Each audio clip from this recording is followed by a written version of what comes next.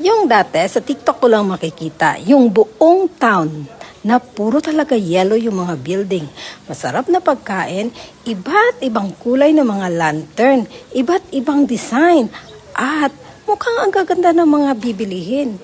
Yun pala, mapupuntahan ko, at yun ay sa Hoi An, Vietnam. Yung malapit lang yung Hoi An from Da Nang, Vietnam. Kasi nasa Da Nang na tayo at 2 weeks tayong natitira sa Da Nang. So nag-rent kami ng sasakyan para kung saan kami pupunta, may sasakyan na ready na. Talagang makakatipid pa kami. Kasi nga, hindi kami sumasama sa mga group na tour na yan. Kasi pag sa group tour ka kasi, limited lang yung time nyo. Hindi mo ma-enjoy yung lugar. So, kami, ayaw namin ng ganon.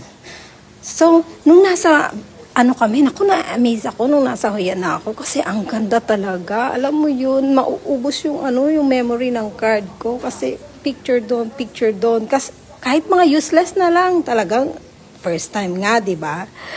Makikita mo doon yung mga lumang temples, ang gaganda ng mga lumang temples. Yung naka-preserve pa talaga yung mga dating mga upuan ng mga emperor noon, yung kanilang mga payong-payong, basta mga anik-anik na mula noong centuries, 15th century, sa mga centuries na yun.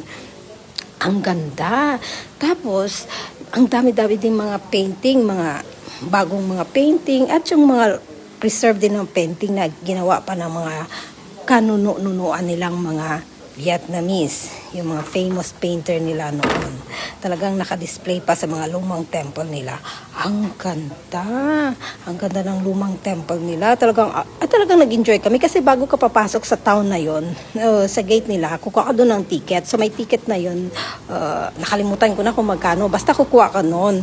Kasi para mapasok mo lahat-lahat ng temple na yon, matitingnan mo doon. So bumili kami, bumili kami. At pipili ka doon ng 4 na temple, yung gustong-gusto mo lang napipiliin para makai-access ka na makapunta doon. So makikita mo yung lumang mga gamit ng mga emperor noon, yung mga lumang table nila, lumang painting, iba't ibang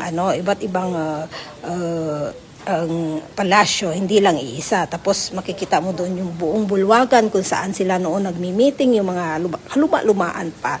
At syempre, mawala ba yung mga patingin-tingin natin mga iba't ibang lantern. Diyos ko, parang ang buong town na naiikutan ng puro lantern na lang. Iba't ibang design, iba't ibang size, big, small, basta ang gaganda. Talagang mapupuno talaga ang mata mo. At syempre, hindi na kami sumakay doon sa bangka. Nag-ikot-ikot na lang ako kasi nga, sabi ko, kung babalik pa ako dito, yes nga, bumalik